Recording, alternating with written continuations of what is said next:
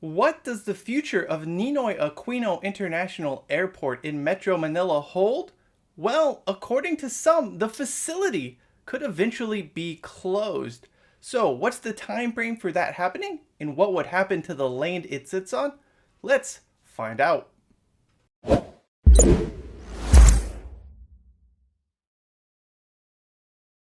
It's important to note nothing is imminent when it comes to the closure of NAIA Airport. In fact, its future really depends on two different things happening.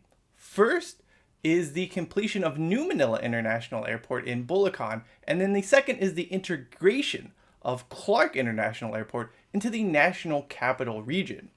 This hasn't stopped government officials from sort of musing about what to do with NAIA. In fact, Finance Secretary Carlos Dominguez III actually went on record saying the government has sort of been mulling over the airport's future as far back as 2016, but wanted to see what happens with those two, not new airports in the case of Clark, which is being redeveloped, but the new international airport in Metro Manila, or quite frankly, outside of Metro Manila.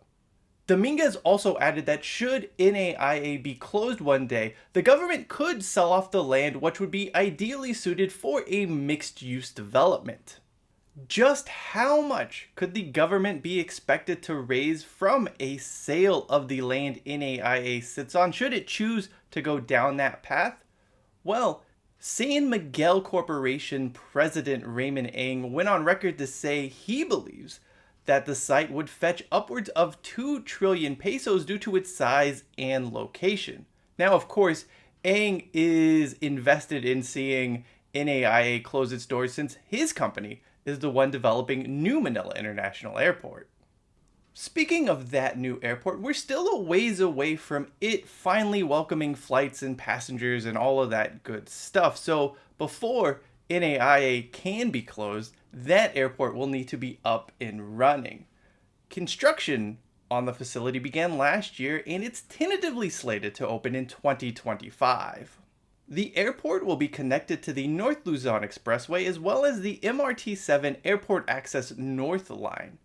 New Manila International Airport is also part of what San Miguel has dubbed the Aero City it's building out in Bulacan, and that will have residential, commercial, office, retail, all of that stuff wrapped into a giant development around the airport in Bulacan.